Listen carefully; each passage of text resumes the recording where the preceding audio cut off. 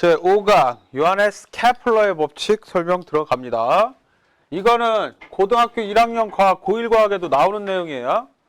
근데 이 케플러 아저씨 얘기를 좀 해야 되는데 요하네스 케플러라는 아저씨가 얼마나 웃기는 아저씨냐. 과학사 통틀어가지고 이 아저씨처럼 웃긴 사람이 없어. 법칙이라는 말이 말 끝에 법칙으로 붙으려면 되게 오랜 시간, 거의 100년 가까운 시간 동안 지켜봤을 때 한 번의 예외도 없어야 되죠. 그죠? 근데 요하네스 케플러는 자기 스승으로부터 40년치 자료. 그러니까 케플러의 스승이 있었는데 걔가 40년 동안 뭐를 했느냐? 밥 먹고 별 보고 점 찍고, 밥 먹고 별 보고 점 찍고 이걸 한 거야. 이해 가요? 그래서 자고 일어나고 하는 일이 하늘에 있는 별 보고 별의 위치를 지도에다 이렇게 표시를 해서 40년치 자료를 만들어. 근데 지가 하다가 야 여기까지 했어. 그리고 케플러한테 주고 돌아가셨어. 그럼 케플러가 뭐를 했느냐? 또 밥 먹고 또 그 일을 또 했어. 그 도합 80년 동안을 100% 관측을 통해서 법칙 3개를 만든 사람이에요. 이해 가요? 어떤 이론을 주장을 하고 그걸 적용을 하면서 이러면 예외가 있나 없나 계속 살펴보다 예외가 없어. 그럼 법칙 이게 아니라 그냥 100년 동안 본 거야. 이해 가요?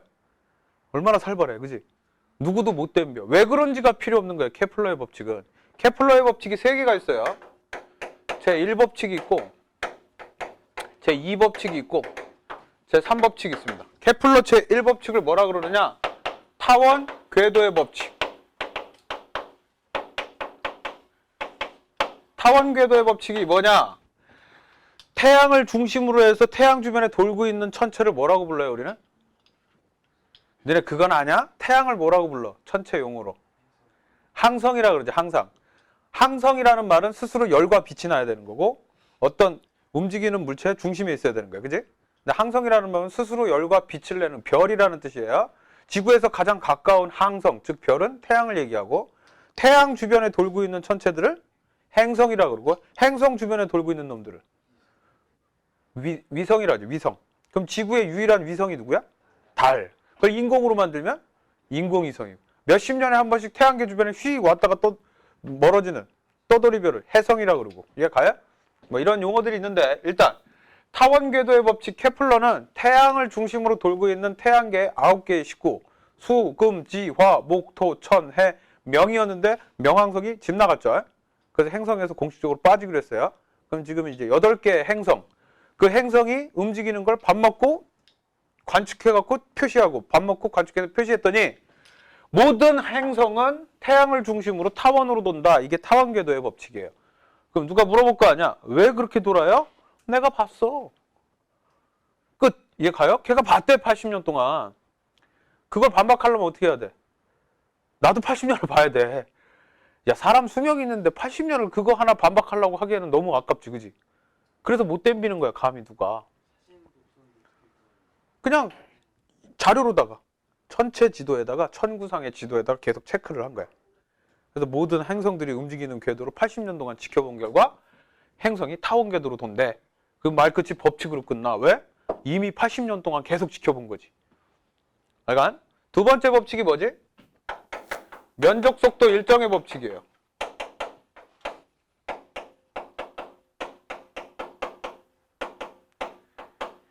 면적 속도 일정의 법칙이라는 건 뭐냐? 그러면 태양을 한 초점으로 이렇게 타원 궤도를 돌 때 여기 근처를 휙 돌아갈 때 하고 여기를 돌아갈 때 하고 여기를 돌아갈 때 하고 이 행성이 항성 주변을 훑고 가는 이 궤도면을 훑고 가는 이 면적 이걸 S1 요 면적을 S2 여기서부터 여기 갈 때를 S3 면적이라고 하면 같은 시간 동안 공전 궤도면을 훑고 가는 면적이 일정하더라. 이게 면적 속도 일정의 법칙이에요. 얘가요? 예를 들어 6개월 어떤 목성 같은 놈을 6개월 동안 지켜보면 여기를 지나갈 때 그 다음 여기를 지나갈 때 여기를 지나갈 때 얘가 훑고 가는 이 면적은 항상 같더라. 이게 면적 속도 일정의 법칙입니다. 알겠나? 오케이? 왜 그래요? 근데 이게 왜 똑같아요? 내가 봤어. 그럼 끝나는 거야 그냥. 그리고 세 번째 법칙이 뭐지? 조화의 법칙이라는 말이 나와. 조화의 법칙. 조화의 법칙은 뭐냐? 친절하게 이렇게 얘기하죠. T제곱은 R3승에 비례한다. 이때 T가 뭐냐? 그럼 주기예요. 주기.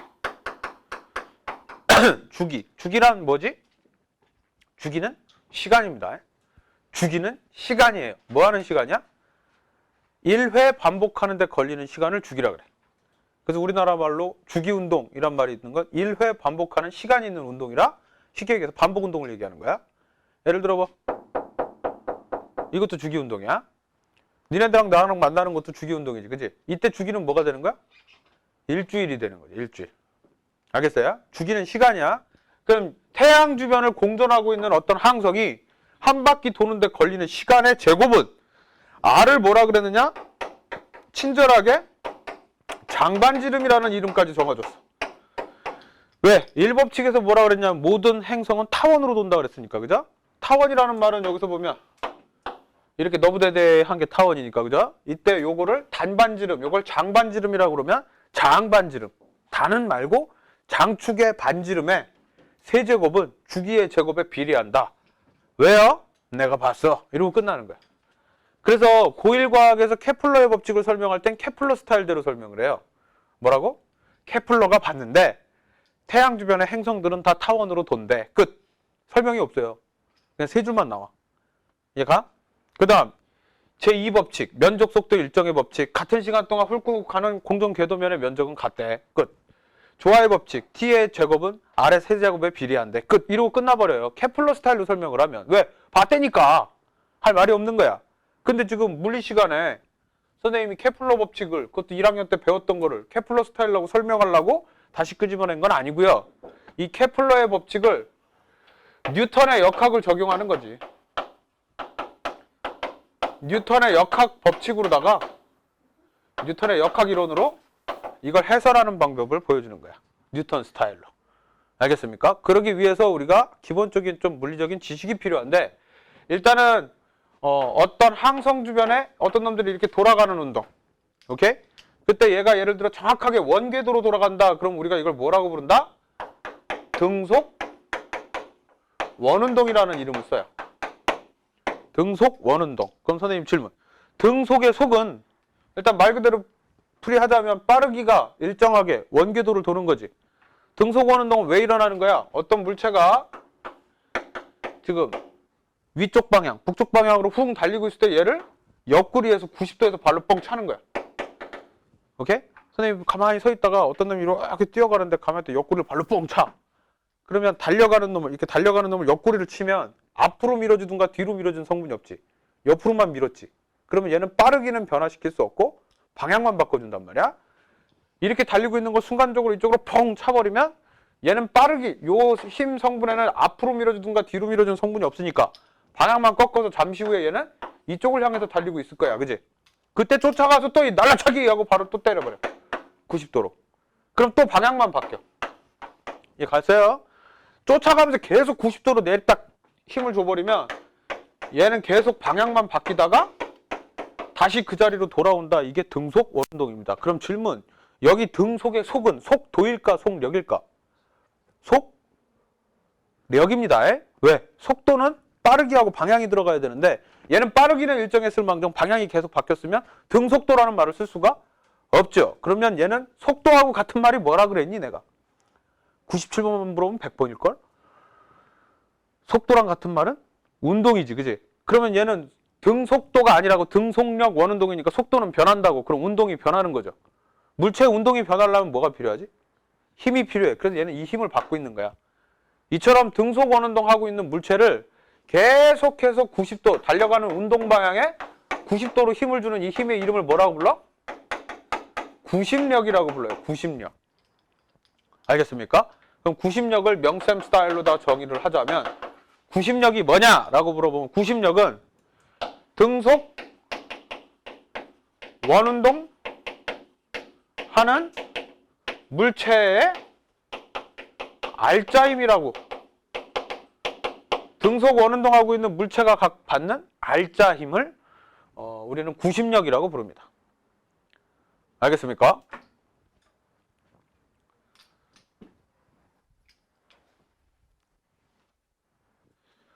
등속 원운동하는 물체의 알짜힘이라고 받아들이지 않으면 나중에 문제 풀 때 엄청 애들이 이 개념이 추상적이라 헷갈려 하더라고. 이게 무슨 얘기냐면 예를 들어서 선생님이 이만한 코르크 마개, 고무 마개를 실로 묶어가지고 여기다가 볼펜 깍지에다 관통을 시켜. 이렇게 늘어뜨려. 그 다음에 여기에 질량 m짜리 분동을 매달고 그냥 가만히 들고 있으면 어떻게 되겠냐? 중력 때문에 얘가 떨어지면서 이렇게 빨려 들어가지. 그래서 빨려 들어가지 않게 열심히 돌려. 그럼 얘가 막 빙글빙글빙글 돌 거야, 이렇게. 이해 가세요?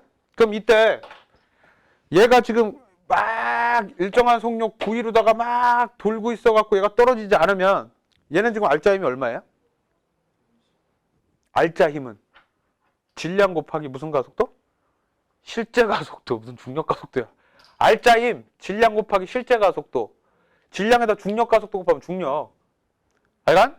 얘는 지금 가만히 있으니까 가속도가 얼마야? 0이니까 알짜 힘은 얼마야? 0이지, 그제? 알짜 힘이 왜 0이었을까? 이 떨어지는 건 중력 mg, 맞아? 위로 당기는 게 뭐야? 실이 얘를 당기는 장력 t가 되겠죠, 그죠?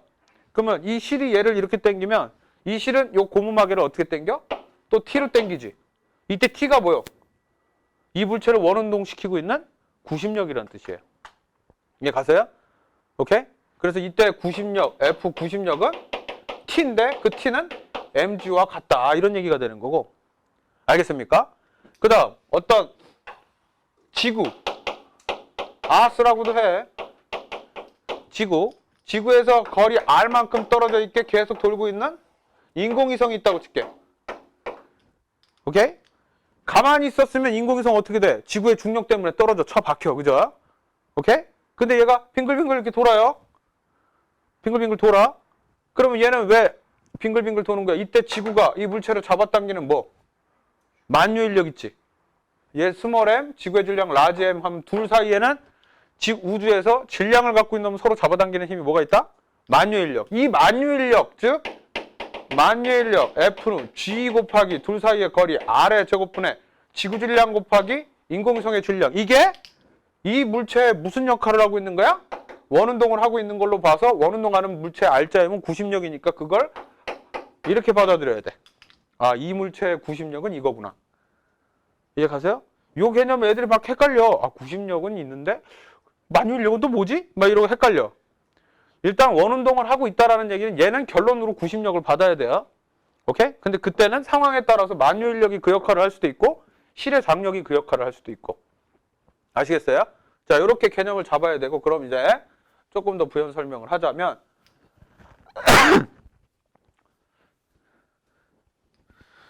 구심력에 대해서 조금 더 설명을 할게요. 구심력의 첫 번째 방향.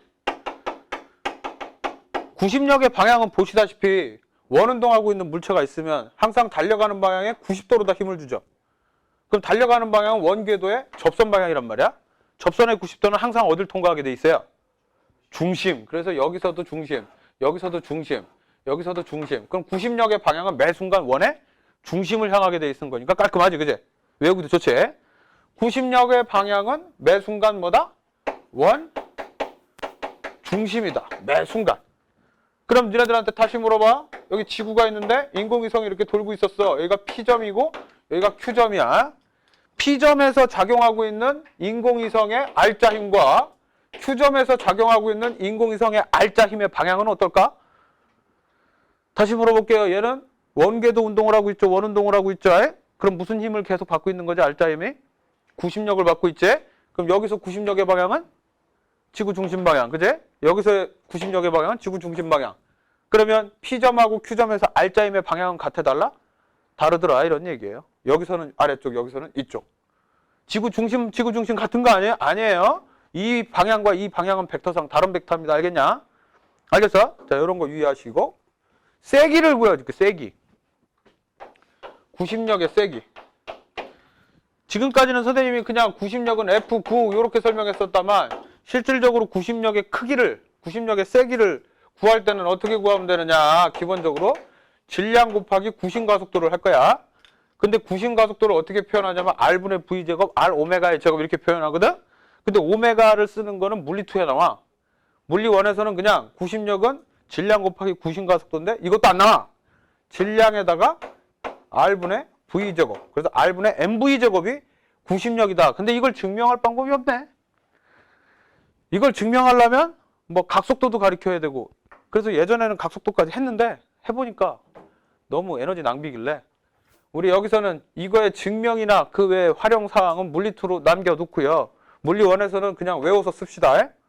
구심력의 방향은 매 순간 원 중심 방향이며 세기는 R분의 mv제곱으로 표현하는데 다시 그러면 원궤도 운동을 하고 있는 어떤 놈의 V의 속도로 달려갈 때 이 R은 뭘 의미하는 거야? 원궤도의 반지름을 의미하는 거야. 여기 스몰 m은 누구야? 움직이고 있는 이 물체의 질량을 m이라 그래. 알겠어요? 그 다음 이게 날아가고 있는 속력을 V라고 하는데 이 속력의 이름이 선속력이라고 그래. 즉 원궤도 운동하는 놈을 일직선으로 쫙 폈을 때 속력, 그걸 선속력이라 그래. 아시겠습니까? 그래서 구심력의 크기는 선생님도 이렇게 가리키는 게 찝찝하고 아쉽지만 어쩔 수가 없다. 에너지 낭비이기 때문에 구심력은 R분의 mv제곱 이렇게 외워서 씁니다. 됐습니까? 그 다음 우리가 지금 케플러의 법칙을 물리적으로 다 접근을 하려면 3법칙에서 조화의 법칙이 주기의 제곱은 장반지름의 세제곱에 비례한다 그랬지. 오케이? 그래서 우리가 이제 주기에 대해서 한번 논의를 할 필요가 있어요. 주기는 시간이라 그랬고 1회 반복하는 데 걸리는 시간. 그러면 진동수는 뭔지 아니? 진동수는 풀었으면 진동하는 횟수야. 근데 진동하는 횟수라는 건 한 번, 두 번 시간이 지나면 계속 늘어나지. 그래서 기준이 필요했는데 진동수는 그럼 기준이 뭐였냐? 1초야 1초. 1초 동안 진동하는 횟수를 진동수라 그래. 그래서 앞으로 프리퀀시라고 하니까 F라고 해놓고 1초 동안 진동하는 횟수의 단위를 헤르츠라고 하면 자 여기 보세요. 주기하고 어떤 관계가 있느냐. 여기서부터 여기까지가 1초야. 1초 만에 어떤 놈이 3번을 반복했대. 그럼 한 번, 두 번, 세 번. 맞아? 오케이? 그러면 한 번 반복하는데 걸리는 시간 요거를 주기라 그러지. 그럼 주기는 1초를 몇 개로 나누면 되는 거야.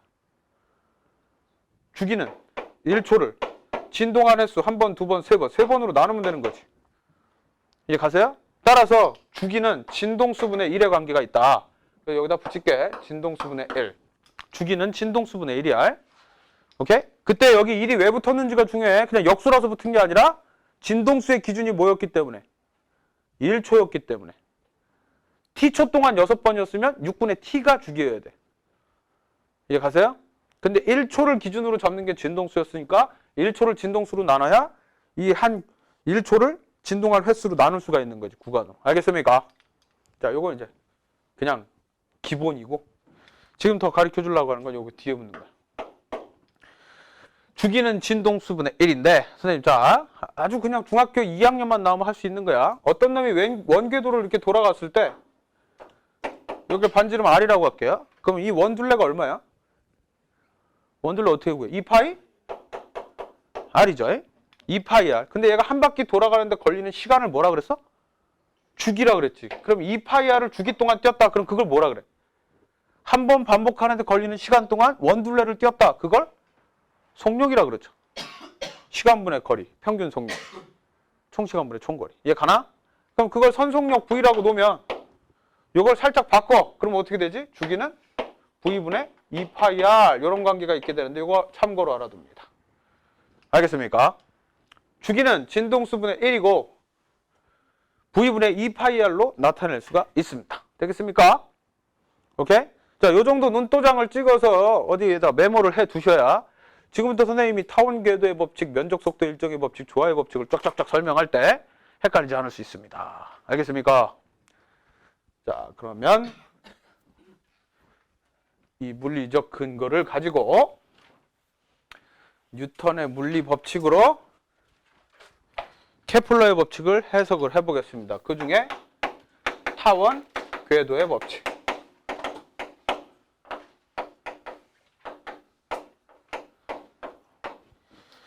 자, 이렇게 명암 처리되어 있는 아스 지구가 있습니다. 지구의 제일 높은 산이 현재 제일 높은 산이 어디야? 에베레스트산. 에베레스트산 꼭대기 올라갑니다. 그러면 지구에서 에베레스트산 꼭대기에서 예를 들어 이 물체를 우주를 향해서 힘차게 던집니다. V의 속도로. 에잇 하고 빵 던져. 근데 만약에 지구에 중력이 없었으면 이 돌덩이는 어떻게 돼? 직선으로 그냥 쫙 우주 공간으로 날아가야 되지. 근데 지구에는 뭐가 있죠? 중력이 있어요. 중력. 그래서 얘가 조금 달려가면 지구가 잡아당기니까 아 하고 떨어지지. 그래서 땅 하고 세게 수평으로 던졌을 때가 아 하고 땅바닥에 꽂히게 돼 있어. 이걸 뉴턴이 보더니 이런 생각을 하는 거예요. 지구가 만약에 이렇게 평평한 평면이었으면 요만큼밖에 못 가지. 근데 지구가 구면이다 보니까 평면일 때 비해서 훨씬 멀리 가더라는 거지. 얘 가요? 그럼 조금 더 상상력을 발휘해서 그러면 지금 파란색 속도보다 좀 더 세게 한번 던져볼게요. 빨간색 속도로. 빵! 하고 V의 속도로, V 다시의 속도로 던져. 그러면 얘가 날아가는데 땡기는데 지구도 또 떨어지고, 그지? 구면이니까. 그래서 얘가 여기까지도 올 수가 있어요. 얘가요? 훨씬 멀리까지 갈 수 있어. 그럼 무슨 가능성이 보이지 않냐? 존나 세게 던지면 어떻게 될까? 이런 생각이 들 거 아니야? 그래서 엄청 세게 빵 던졌더니 얘가 그래갖고 자기 위치까지 돌아올 수 있어.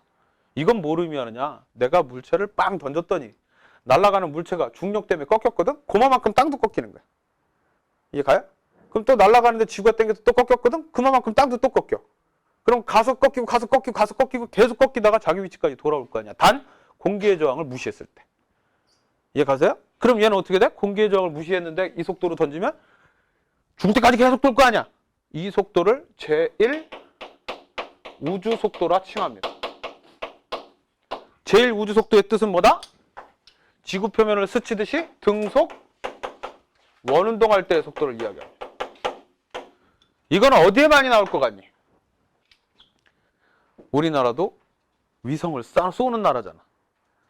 나로에서 이제 쏴가지고 우리가 성공했잖아. 이해 가요? 그래서 우리도 우주 강국으로 가려고 많이 노력을 하고 있어요. 그러면 논술에 엄청 나오겠죠. 그래서 제1 우주 속도는 인공위성 속도입니다. 인공위성이 떨어지지 않고 계속 등속 원운동을 하면서 돌 수 있는 속도. 오케이? 자, 요거는 뭘로 구하면 되느냐? 머릿속에 요걸 기억하셔야 돼. 힘으로 구하면 된다. 힘. 그러면 얘가 계속 돈대. 그럼 무슨 운동을 하는 거야? 등속 원운동. 그럼 얘는 R자 힘이 뭘 먹어야 될까? 뭘 먹어야 될까?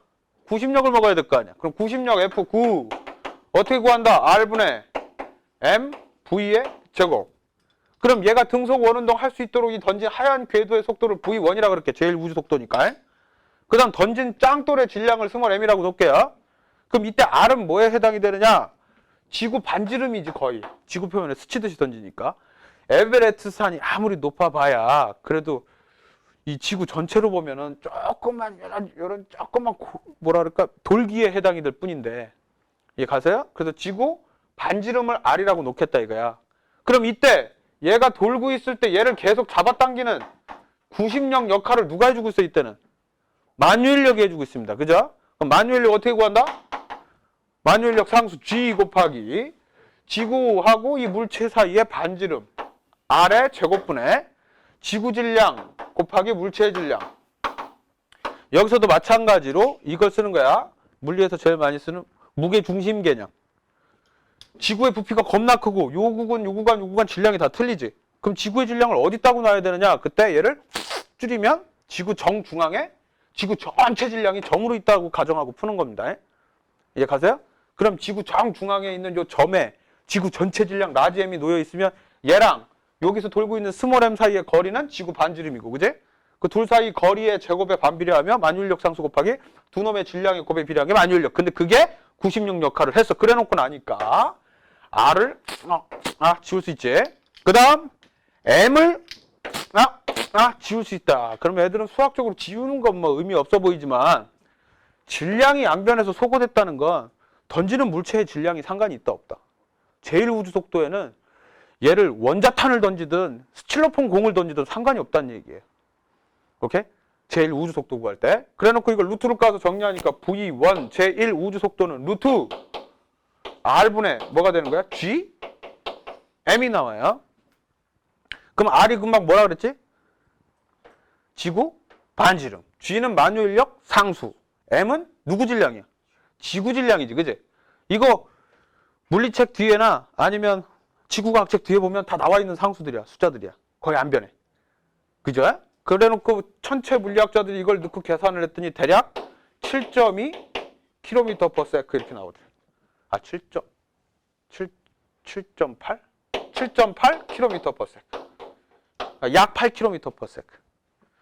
이제 가세요? 7.8km/s. 1초에 7.8km를 날아갈 수 있는 속도로 던진다면 공기의 저항을 무시했을 때 지구 표면을 싹 하고 날라서 내 뒤통수를 때릴 수 있다 이런 거지. 그럼 7.8km/s가 어느 정도의 속도냐? 총알의 속도가 500m/s예요. 7.8km면 여기다 공 3개를 곱하면 7,800m/s예요. 그제? 이게 총알의 속도라고. 소리의 속력이 340m/s. 상온에서 평균 속도가. 오케이? 소리보다 총알이 더 빠르거든. 그래서 저격총 막 영화 같은 데 보면 저격총에 대가리 펑 터지고 나서 슝 소리가 나거든. 전쟁할 때 실제로. 소리보다 총알이 빠른데 총알보다 허벌나게 빠른 속도가 제일 우주 속도야. 이 정도 속도에는 도달을 해야 지구 표면에서 떨어지지 않고 돌 수가 있대요. 알겠냐? 알겠나? 이게 제1 우주 속도인데 선생님이 질문하고 싶은 건 지금부터입니다. 지금부터가 중요합니다. 만약에 명쌤이 7.8보다 느린 속도로 던지면 어떻게 된다는 거야, 그럼? 떨어져서 땅바닥에 쳐 박힌다는 얘기지. 그럼 7.8보다 빠르게 던지면 어떻게 될 것 같아?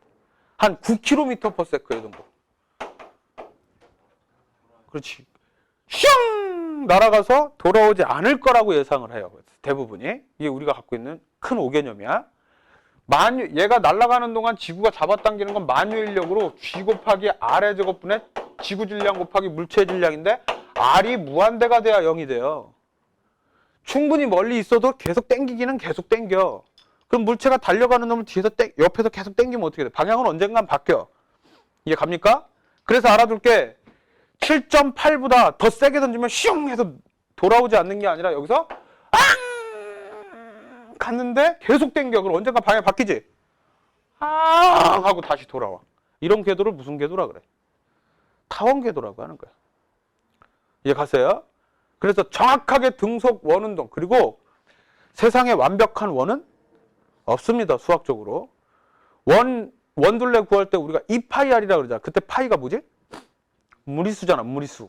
이해 가세요? 그럼 무리수라는 건 3.14, 159, 2 어쩌고 해서 끝없는 숫자인데 그 얘기는 뭐냐면 원을 정의할 때 한 중심에서 거리가 R만큼 떨어져 있는 점의 자취라고 표현을 하면 어떤 점에서 R만큼 떨어져 있는 점의 자취를 계속 찍다 보면 한 바퀴 돌아서 그 지점에 다시 찍힌다 안 찍힌다?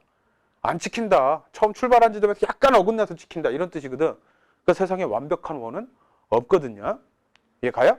그럼 니는 혹시 타원의 정의는 알아요? 수학적으로? 타원이 뭐야? X축과 Y축에 X축상의 두 점을 초점으로 S1과 S2에 초점을 두 개를 잡고 그 다음 임의의 점 P점을 잡은 다음에 S1P 플러스 S2P의 절대값이 K로 일정한 점의 자취 이렇게 정의합니다. 그 얘기는 뭔 말이냐면 이 점이 P라고 하면 여기서부터 여기까지 거리에다 여기서부터 여기까지 거리를 더한 값 그걸 K라고 정의하면 이게 일정한 점의 자취는 얘 하나가 아니라 졸라 많더라 이런 얘기거든. 그럼 실제로 여기다 두 개에다 못을 받고 실을 연결해서 펜을 묶어놓은 다음에 이렇게 돌리면 타원 궤도가 나온다는 얘기예요. 이해 가세요? 그럼 타원은 정수로 딱 떨어지는 거 보니까 완벽한 타원이 있지. 이해가? 타원은 완벽할 수 있는데 원은 완벽할 수 있다 없다? 없다. 일단 우리가 그걸 기본 가정으로 해. 수학적으로 원이란 건 없는 거야. 원에 가까운 타원만 있을 뿐. 알겠습니까? 오케이. 그 정도를 알아두시고 자 그러면 선생님이 이제 얘기하고 싶은 게 제1 우주 속도로 더 던졌을 때 얘는 등속 원운동을 하지만 원운동에 가까운 뭐 타원궤도 운동을 하지만 그거보다 더 빨라지면 어떻게 움직여? 타원궤도로 움직여. 조금 더 세져도 더 큰 타원이 될 뿐이야. 그지? 오케이? 그럼 선생님 얘는 아무리 세게 던져도 지구를 벗어날 수 없나요? 있어요. 그게 뭐냐? 제2 우주 속도야. 이 제2 우주 속도는 다른 이름이 뭐냐 하면 태양계 지구 중력장 탈출 속도예요. 지구를 벗어날 때든가 아니면 태양계에서 벗어나고자 했을 때 어떤 원운동하는 궤도에서 탈출하고 싶은 속도를 제2 우주 속도, 탈출 속도라고 하는데 이 탈출 속도는 에너지로 구합니다. 에너지. 그래서 만유인력에 의한 위치 에너지와 운동 에너지를 정의를 해야 그 관계에서 찾을 수 있으나 요거 설명하는 거 역시 시간 낭비 오버한 것 같아. 그래서 나중에 기회 되면 하기로 하고요. 지금 일단은 이런 게 있대. 탈출하는 속도는 따로 정해져 있대. 그게 얼마냐 그랬더니 11.2km/s 정도 돼. 약. 오케이? 그러니까 한마디로 선생님이 7.8로 던지면 등속 원운동을 하다가 7.9, 8.2 넘어가면 타원으로 돌다가 11.3 넘어가면 어떻게 돼? 11.2에서 더 커지면 슝 하고 날아가서 돌아오지 않는다는 얘기예요. 알겠습니까? 그래서 요 11.2부터를 우리가 지구 중력장 탈출 속도라고 합니다. 그러니까 지구에서 벗어나서 마션이라는 영화 봤나? 화성 같은 데를 가고 싶어. 그때는 이 11.2를 넘어가지 못하면 절대 갈 수가 없는 거지. 알겠습니까? 뭐 이런 것들은 나중에 시간 되면 제 탈출 속도는 나중에 해줄게요. 되겠어요? 그 다음 이제 하나만 더 짚고 넘어갈게. 타원궤도라는 게 여기서 빵 던져서 이렇게 돌아가는데 지구는 지금 워낙 이렇게 지구는 부피가 큰 상태야. 그지? 근데 지구를 확 줄여서 점으로 바꿔버릴게. 지구에 부피가 없다고 가정을 할게. 알겠습니까? 지구에 부피가 없고 여기에 지구 요 한 점에 지구 전체 질량이 있다라고 가정을 할게요. 지금 이 하얀색 궤도는 무슨 궤도였어? 아까 등속 원운동하는 궤도였고 그거보다 빠른 게 요런 타원이었어. 그럼 마지막 질문인데 여기서 던질 때 그럼 7.8보다 느려. 7.8보다 느려. 한 6km/s로 던져. 근데 아까 전엔 지구 표면이 부피가 이렇게 부풀어 있으니까 지구 표면에 닿았지. 근데 지구를 점으로 바꾸면 얘는 어떻게 되느냐면 또 타원으로 돌아요. 이렇게. 이해 가세요? 아까 전에 부피가 커서 땅에 떨어졌던 거고 부피가 점이라고 가정을 하면 얘가 이쪽으로 느린 속도로 달리지만 얘가 또 땡기면 꺾이지. 꺾여서 여기서 훅 돌아서 다시 가요.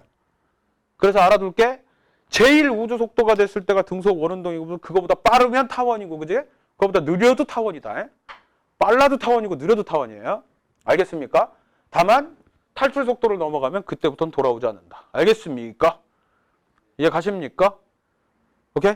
자, 요걸 알아두셔야 돼. 그래야 지금부터 케플러 1법칙 타원궤도의 법칙에서 우리가 이제 지켜볼 수 있는 물리적 현상들을 이해할 수 있습니다. 케플러 아저씨 자기가 80년 동안 봤는데 태양계의 모든 행성은 항상 태양을 한 초점으로 해서 타원궤도로 돈대요. 이렇게. 이때 태양이랑 가장 가까운 이 지점을 무슨 점이라고 하느냐?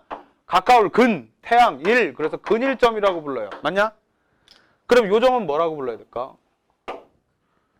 그렇지. 가까울 그럼 얘는 멀 태양에서 가장 멀 태양 1. 그래서 원일점이라고 부릅니다. 알겠습니까?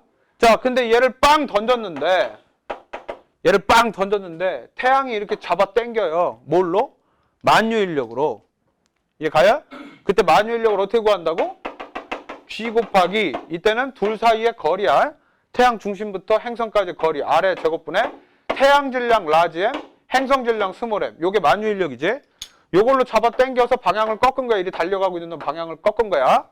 그래서 샥 계속 방향을 꺾다가 예를 들어 요 정도 달려갈 때를 한번 봐봐. 이렇게 신나게 가고 있는데 태양 중심으로 얘가 이렇게 잡아 당기면 이해 가세요? 이렇게 당기면 옆으로 당기면서 뒤로 당기는 거지. 어떤 놈을 비스듬히 당긴다는 걸 옆으로 당기면서 뒤로 당기는 거야. 그럼 얘 때문에 방향이 어떻게 돼? 변하죠. 달리고 있는데 옆으로 당기면 방향이 변해. 근데 얘는 또 뒤로도 매달리는 성분이 있지. 그것 때문에 속력이 빨라져 느려져. 느려집니다. 이것 때문에. 그게 느려지다가 여길 지나갈 때는 다시 또 90도가 돼서 방향을 꺾어.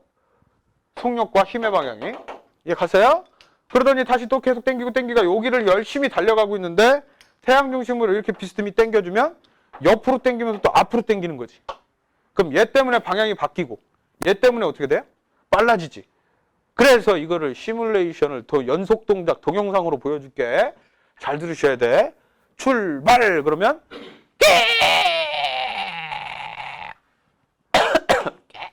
하나 여기서부터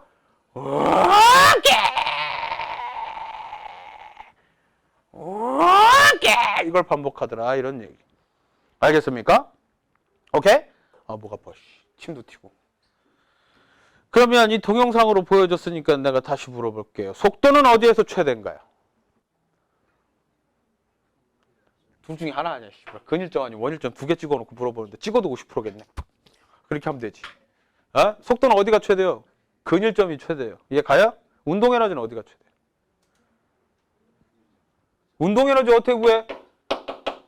2분의 1 mv 제곱. 맞아? 도는 동안 행성의 질량 변해 안 변해? 근데 속도는 변해. 어디가 최대? 근일점이 최대. 그럼 운동 에너지는 근일점이 최대. 이해 가요? 가속도는 어디가 최대야? 요거 많이 발리지. 가속도. 똑같다? 선생님이 운동 법칙 할 때 가속도 어떻게 구하라 그랬냐? 실제 가속도, R자 가속도. R분의 렌트. 가속도는 M분의 F예요. 맞아? 그럼 이 행성이 도는 동안 질량 변해 안 변해? 근데 F는 변해 안 변해? F가 누구였어? 만유인력이었지. 요거 안 변하지만 거리가 변하니까 변하잖아. 여기 만유인력 크고 여기 만유인력 작죠? 이해 가세요? 따라서 근일점일 때 거리가 짧아서 만유인력이 커지면 가속도가 커지는 거야. 알겠냐? 가속도가 최대인 지점 어디다? 근일점이다. 근일점이 최대인 게 3개나 있네. 속도, 운동에너지, 가속도. 이해합니까? 이해 갑니까? 그럼 원일점이 큰 놈도 있어야 되는데 뭐가 있을까? 질문. 여기다가 물체 A를 놓고 여기다 물체 B를 놓으면 다 어디로 떨어지지? 태양 쪽으로 떨어지지. 그러면 물체를 여기다 놨는데 이렇게 떨어진다는 얘기는 위치 에너지는 누가 높은 거지? 물체를 여기다 놨는데 떨어져. 그러면 B점, A점. 그럼 어디가 위치 에너지가 큰 거야? 여기지. 여기 뜬 놈이 이렇게 떨어진다는 얘기는 B가 위치 에너지가 큰 거지. 다시 질문. 위치 에너지는 누가 커요? 근일점, 원일점 중에 원일점이 커요. 얘는 위치 에너지가 큰 대신에 운동 에너지가 작지. 그 위치 에너지가 줄어들면서 운동 에너지가 된 다음에 여기 가면 운동 에너지가 최대가 찍지. 그러면 역학적 에너지는 어떨까? 보존이 됐으니까 46억 년 동안 지구가 돌고 있겠죠. 이해 가세요? 알겠어요? 역학적 에너지는 보존입니다.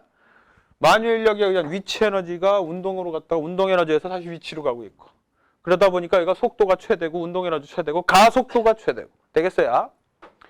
알겠어요? 자, 그러면은 세부적인 물리량을 배워봤는데 쌤이 하나 더 질문을 해볼게. 어이씨. 예제 중에 이런 예제가 나오면 애들은 또 허걱합니다. 요 가운데 있는 게 얘가 이름이 태양이에요. Sun. 근데 여기에 A 행성이 있고 B 행성이 있고요. 뭐 V1, 뭐 V2의 속력으로 달려가고 있고요. 잠깐만. 자, 다시 얘기하는데 어떤 행성 B하고 행성 A가 태양을 중심으로 이렇게 두 가지 궤도로다가 가고 있습니다. 이때 요 지점을 점 P라고 하고 요 지점을 점 Q라고 하고 요 지점을 점 R이라 하면 P점이 의미하는 건 A에서는 무슨 점? 근일점. B에 대해서는 무슨 점? 원일점. 그럼 Q는 B의 근일점. R은 A의 원일점. 이해합니까? 이해 가요? 그럼 선생님 딱 두 가지만 물어볼게. P점에서 가속도는 A와 B 중 누가 클까? P점에서의 가속도는 A와 B 중 누가 크겠습니까? A, B, 다시. 선생님이 가속도 어떻게 구하라고? A의 가속도를 구한다. 그럼 M분의 F입니다. 그죠? 근데 A의 질량이 얼마인지 내가 알아 몰라? 몰라? 그냥 줄게. M 3M이래. 오케이? 근데 필요 없어 원래. 여기가 질량 M분의 F는 지금 무슨 힘이었어?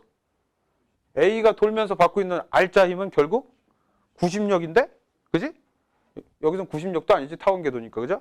만유인력밖에 안 받죠? 그럼 만유인력을 여기다 써보면 G 곱하기 R의 제곱분의 태양 질량 곱하기 행성의 질량을 M으로 나누면 그래서 M을 안 줘도 되는 거야.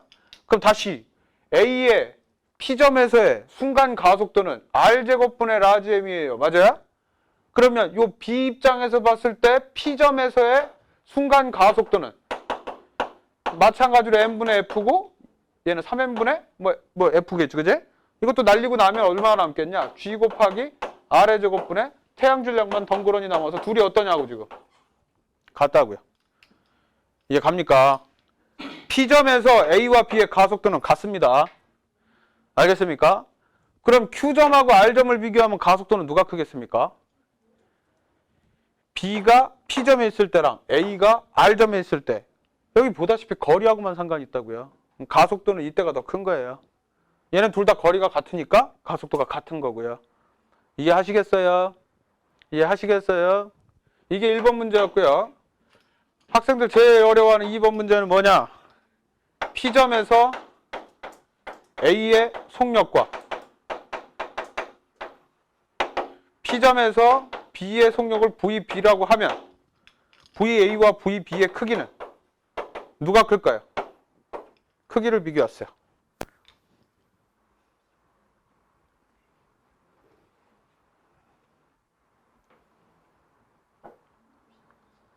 이거 자칫 생각하면 와, 되게 어려워. 왜? A의 근일점이고 B의 원일점이요. B에서 따지면 얘가 제일 느린데요. 그지? A에서 따지면 얘가 제일 빠른 데인데 A의 제일 빠른 데랑 B의 제일 느린 데랑 어렵지. 그지? 이럴 때 쓰라고 가르쳐 준 게 제1 우주 속도입니다. 이런 문제 만나면 묻지도 따지지도 마시고 P점에서 물체를 딱 제1 우주 속도로 던질 때 아까 제1 우주 속도에서 얘 질량 필요 있었어 없었어? 없었어. 그제? 어떤 물체를 제1 우주 속도로 땅 던지면 여기서 원궤도로 이렇게 돌아갈 거 아니야. 이해 가십니까? 그럼 이 노란색 원궤도보다 A는 어떻게 던진 거야? 제1 우주 속도보다 빠르게 던졌으니까 멀리 간 거지. B는 어떻게 던진 거야? 느리게 던졌으니까 여기서 휙 돌아서 나온 거 아니야. 그럼 다시 P점에서 누가 빨랐다? A가 빨랐다. 이해 가세요? P점에서 A가 B보다 빨랐다. 이해하십니까? 이거 풀자고 아까 전에 선생님이 에베레스트 산에서 물체를 던지고 그랬던 거야. 알겠어요? 알겠어요? 그래서 보통 만유인력 문제 이렇게 근일점, 원일점 겹치는 문제 나오면 그냥 기본적으로 태양을 한 초점은 원운동을 하나를 그려놔. 원궤도를 딱 그려놓고 그 다음 비교하면 참 쉽다. 알겠습니까? 예. 그럼 여기까지만 하고 좀만 쉬었다 하겠습니다. 자, 이번에는 면적속도 일정의 법칙을 설명을 해볼게요.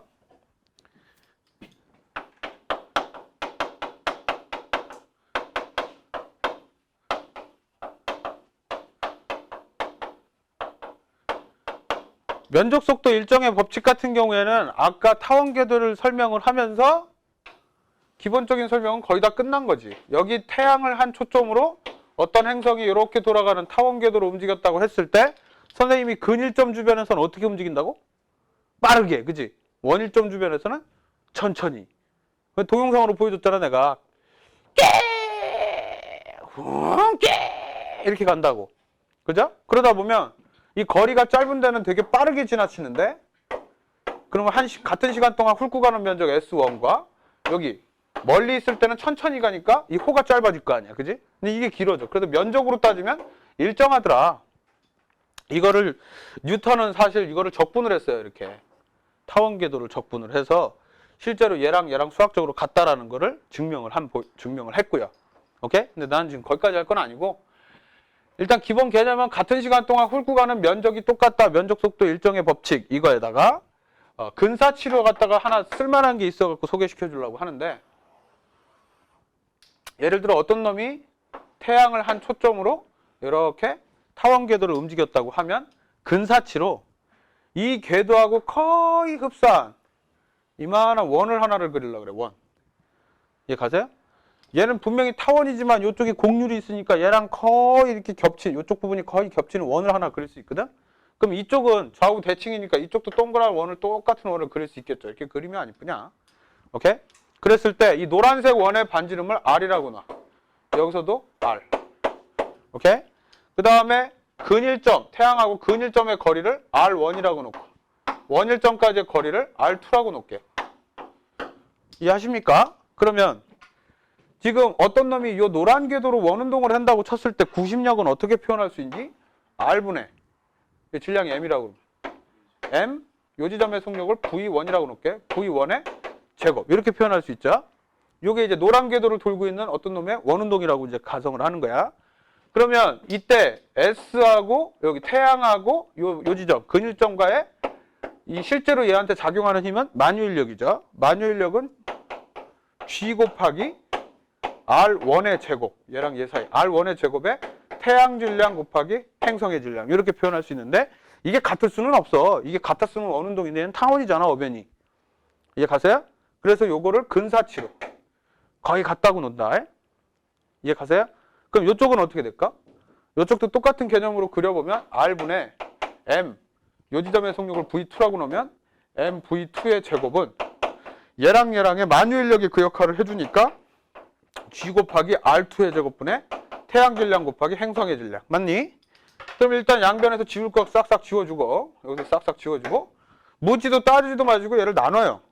위변 아랫변으로. 그럼 똑같은 놈들을 또 지울 수가 있거든, 이렇게. 여기서 요거 지울 수 있고. 그죠? 그럼 좌변, 우변을 정리를 하니까 얘는 내항은 내항끼리, 외항은 외항끼리 했더니 V2의 제곱분의 V1의 제곱. 좌변이 이렇게 남죠. 우변도 얘는 내항은 내항끼리, 외항은 외항끼리 하면 R1의 제곱분의 R2의 제곱. 마찬가지로 근사치고. 오케이? 그 다음 양변을 루트를 깐 다음에 크로스로 곱해 올리면 R1, V1은 R2, V2의 관계가 있다. 자, 요게 이제 중요한 거야. 그러면 요게 의미하는 게 뭐냐 하면 여기서부터 여기까지 거리 R2에다가 요 지점에서의 순간속력 V2 두 개를 곱한 값과 R1 곱하기 V1을 곱한 값은 같다. 근데 이게 여기뿐만, 이 일직선뿐만 아니라 여기서도 다 적용이 되더래. 그래서 정리 RV는 일정하다. 요거는 나중에 쓸 때가 많을 거예요. 이해 갔어요? RV가 일정하다. 그게 뭔 말이냐? 태양으로부터 궤도면까지의 거리 곱하기 거기서 순간속도를 곱한 값은 어디나 일정하니까 여기 가까운 근일점이 R인데 원일점까지가 예를 들어 4R이다. 그럼 우리는 이 점에서의 속력이 4V면 여기의 속력은 V구나. 이렇게 쉽게 알아낼 수가 있더라. 이런 얘기죠. 알겠습니까? 그래서 알아둡니다. RV는 일정하다. 자, 선생님이 지금 1법칙과 2법칙을 설명했는데 1법칙에서는 타원궤도의 법칙을 말로 설명해서 태양을 중심으로 모든 행성이 타원으로 돈다. 그게 중요한 게 아니라 문제 풀 때 필요했던 핵심 개념이 뭐였냐면 V1, 제1 우주속도라고 불리는 제1 우주속도가 뭐라고? 등속 원운동하게 시키는 속도. 제1 우주속도는 V1은 루트 R분의 GM으로 표현을 하는데 이때 M은 중심 항성의 질량, 거리에 반비례하고 만유인력 상수의 루트를 곱한 이게 제1 우주속도로 얘가 등속 원운동하는 속도라면 그거보다 빨라도 타원, 느려도 타원이더라. 요거 알아두시고요. 오케이? 그 과정에서 면적속도 일정의 법칙은 선생님이 하나 정리해주고 싶은 게 RV는 뭐 일정하다. K로 일정하다. 그래서 거리가 3배 떨어졌다면 속력은 3분의 1배다. 이런 식으로. 알겠습니까? 자, 이런 거 정도 알아두시고. 그럼 실질적으로 면적속도 일정의 법칙 같은 경우엔 예제를 한번 줄게요. 예제가 어떻게 풀면 되느냐.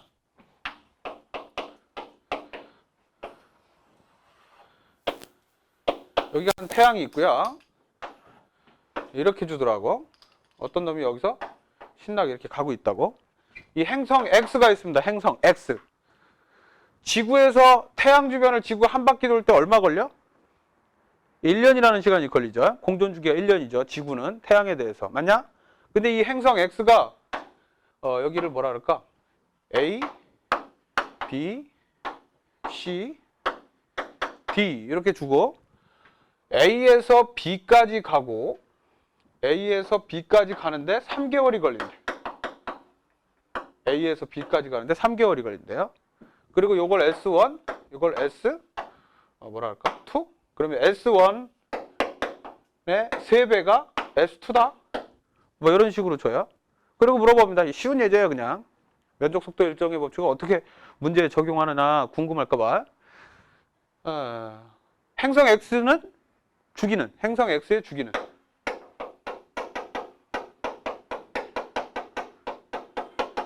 몇 개월일까? 즉, 한 바퀴 돌아가는데 얘는 1년이 몇 개월일까? 이런 거.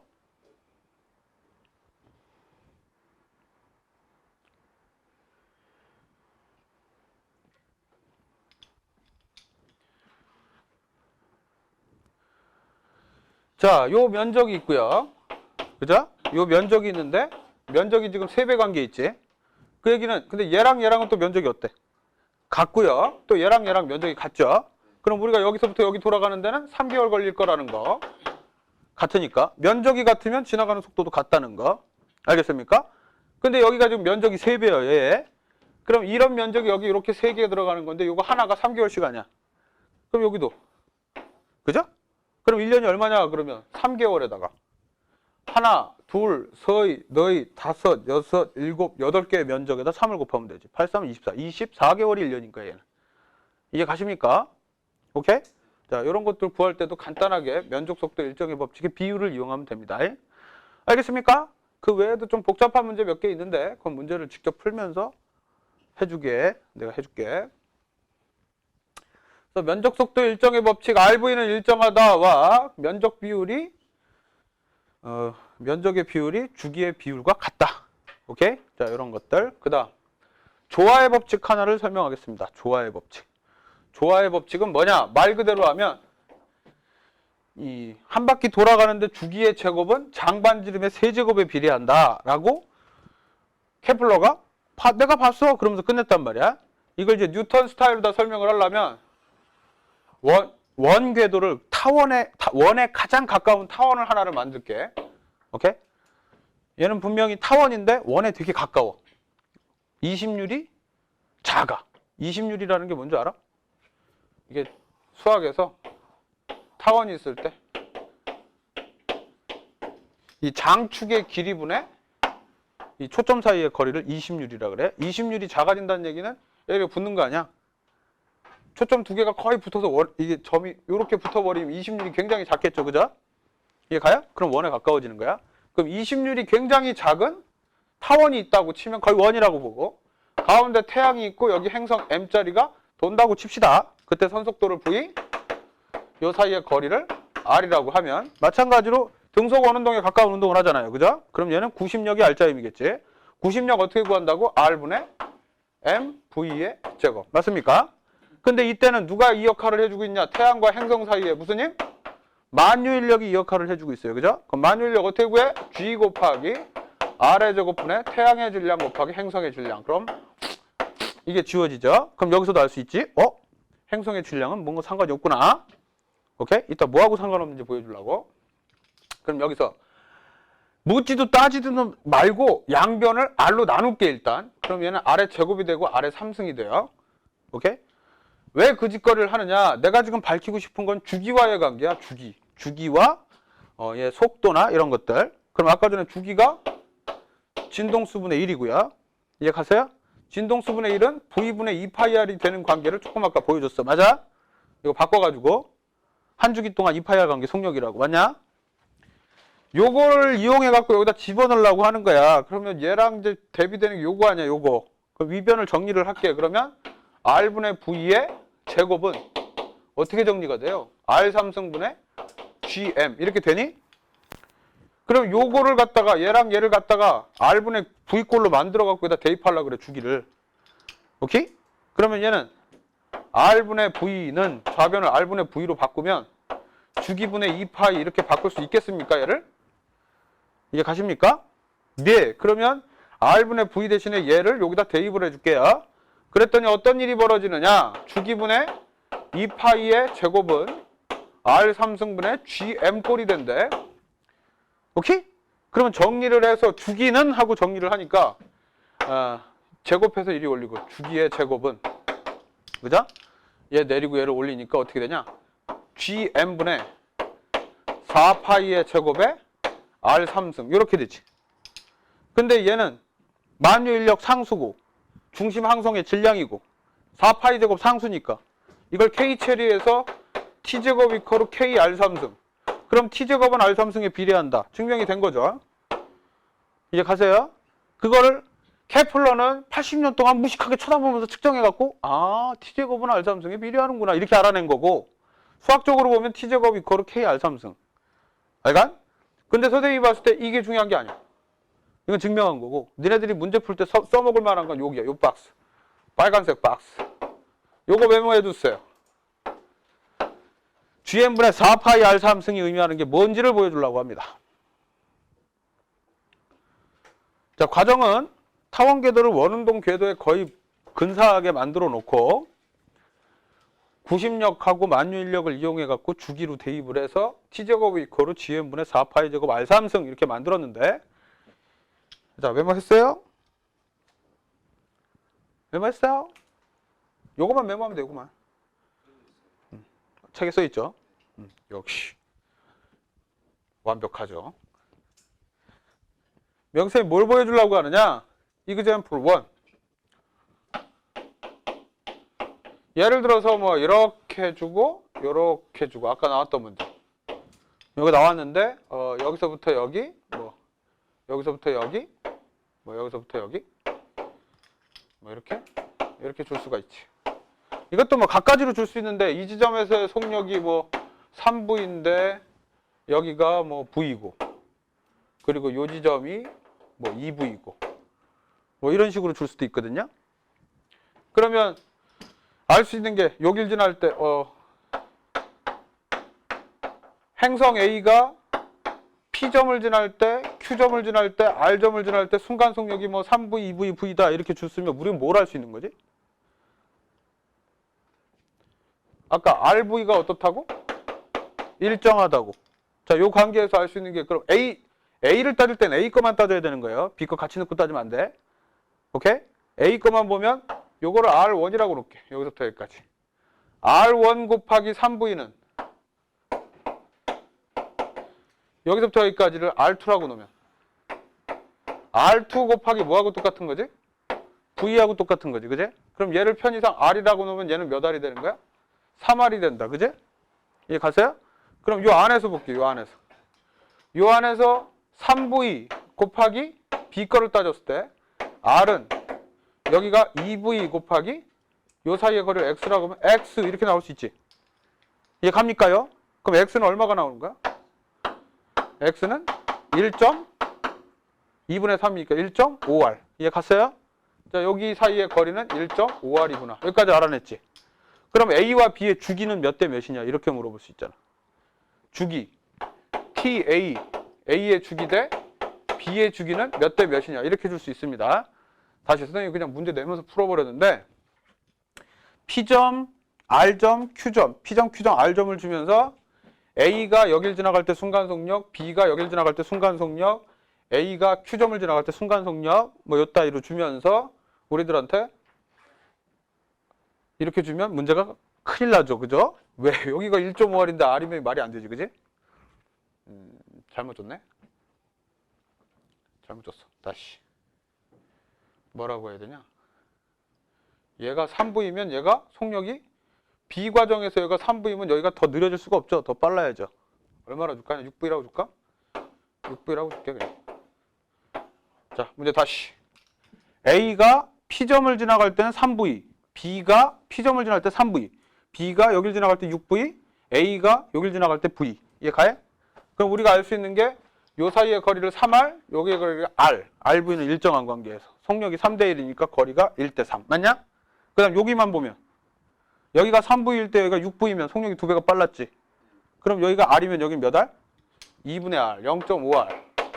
이렇게 된다는 거 알 수 있죠. 그래 놓고 TA 대 TB 주기가 몇 대 몇이냐 이렇게 물어볼 수 있지 않니? 그럼 이때는 요 가운데 A나 B나 중심 행성의 질량을 라지 M이라고 놓는다면 아까 전에 T의 제곱 이코로 GM분의 4파이의 제곱 R3승에서 아까 계산식에서 이 중심 행성의 질량이 A나 B나 어때? 같은 걸 쓰잖아. 그럼 얘네들 전체가 변하지 않는 K 상수로 치환할 수 있지, 그지? 그냥 어떤 상수 K로. 이해 가십니까? 그럼 문제가 깔끔해져요. 양변을 루트를 까서 TA점의 주기는 루트 K분의 여기서부터 A 같은 경우는 여기서부터 여기가 4R입니다. 그죠? 4R에 반지름을 쓰는 거야. 여기 들어가는 R이 장반지름이니까. 이해 가세요? 그럼 4R의 장반지름이 얼마라는 거야? 2R이지. 그럼 2R의 세제곱. 이거 대 루트 K에 요놈 B의 장반지름 얼마가 될까? 2분의 이게 몇 R이야? 1.5R이니까 2분의 3R을 반으로 또 나눈 거 아니야? 반지름이니까. 이해 가세요? 그럼 얘가 4분의 3R 맞냐? 그럼 여기다가는 4분의 3R의 세제곱 이렇게 집어넣으면 되지. 그럼 이걸 양변 루트 베끼고 KK 날리면서 R이 몇 대 몇인지를 계산을 하면 돼. 상수항 막 끄집어내서. 알겠습니까? 이해 가요? 그래서 이런 문제처럼 가운데 중심 행성이 m인 경우에는 그냥 t제곱 이코로 k r3승 이렇게 구하거나 아니면 이거 무시하고 그냥 비례한다 놓고 풀어도 상관이 없어요. 알겠습니까? 근데 선생님이 우려하는 문제는 어떤 문제냐면 아까 전에 메모해라 해서 이제 구분해서 써라 라는 문제는 예제 2번 예를 들어 지구가 있어요. 아스 지구라고도 해. 오케이? 지구에서부터 중심 R만큼 떨어져 있는데 질량 몰라. 질량 모르는 행성 A가 이렇게 등속 원운동을 하고 돌고 있습니다. 알겠습니까? 근데 지구에서 멀리 떨어져 있는 지구의 유일한 위성 누구? 달. 여기 달 있지? 달. 이렇게 어떻게 생겼냐? 토끼가 이렇게 떡방아 찍고 있는 토끼가 왜 이렇게 생겼냐? 뭐 이렇게 생긴 거야? 오케이? 이 달에서 2분의 R 떨어져 있는 곳에서 등속 원운동을 하고 있는 인공위성 B가 있어요. 오케이? 두새끼 질량도 안 좋고 지구에서 R만큼 떨어진 원궤도로 돌고 있는 인공위성 A와 달에서 2분의 R만큼 떨어져서 인공위성이 돌고 있는 등속 원운동하고 있는 인공위성 B가 있을 때 이때 A와 B의 주기의 비율은 몇 대 몇인가 이런 걸 물어볼 수 있거든. 그러면서 달은 지구의 81분의 1배의 질량이다. 이런 조건이 붙어요. 당연히 지구보다 달은 가벼울 거 아니야. 근데 실제로 얼마냐? 81분의 1 정도 돼요. 이 정도. 이때는 그냥 t제곱 이코로 k r3승 이렇게 풀면 안 된다 이런 얘기죠. 알겠습니까? 그럼 어떻게 풀었어야 돼? 루트를 일단 씌워줘야 되겠지. 왜냐하면 t제곱 이코로 루트 gm분의 루트가 아니지. t제곱 이코로 gm분의 4파이 제곱 r3승이었으니까 루트를 씌운다고 치면 gm분의 4파이의 제곱 r3승 이게 지구 거 A야. 이제 갔어요? 그럼 B 거는 어떻게 바꿔야 돼? 루트 G 곱하기 M 대신에 81분의 1M 여기가 바뀐다고 이 얘기를 하고 싶은 거야. 인공위성의 질량 상관없고요. 중심 행성의 질량이 달라지면 여기가 바뀐다는 거지. 알가? 그걸 알려주고 싶어서. 그 다음 여기다는 4파이의 제곱이고 R 대신에 2분의 R에 3승 이렇게 하면 되는 거지. 그지? 그럼 일단 딱 보자마자 계산하기 막 싫어지지. 그지? 근데 어차피 지울 거니까 똑같은 거 날릴 거니까 여기 상수항만 끄집어내면 제곱해서 올려 81 루트로 까면 9지. 이해 가세요? 그 다음 R을 나누면 이거 R을 세제곱으로 하면 8분의 R이지. 8분의 1을 앞으로 빼. 그럼 얼마 나와? 8분의 9. 1대? 이거는 1대 8분의 9 이렇게 나온다고. 이 똑같은 덩어리 그대로 남겨놓고 상수항만 빼면 이거는 루트 9, 9, 81 앞으로 나오고. 그지? 얘는 아니구나. 8이 아니지. 미친 거야? 루트 8, 2루트 2. 그죠? 루트 8이 앞으로 나오겠지. 그래서 2루트 2분의 9, 뭐 2분의 9루트 2일 때. 이해 가세요? 할 수 있겠어? 핵심 뭐요? 하고 싶은 말의 핵심은 중심 행성의 질량이 다를 때는 이 공식을 써야 된다 이런 얘기라고. 알겠어요? 중심 행성의 질량이 같을 때는 그냥 K로 다 치환해도 되고. 알겠죠? 케플러는 태양계에 포함해 있는 뭐? 수금지와 목토 천해 8개 행성만 갖고 있으니까 행성의 중심 행성은 다 태양의 질량으로 같았잖아요. 그러니까 이게 성립을 했던 거지. t제곱은 r3승에 비례한다고. 근데 중심 행성이 다른 걸 따질 때는 가운데 값을 바꿔라. m 값을. 알겠니? 이해 가시겠니? 자, 여기까지가 케플러 법칙입니다.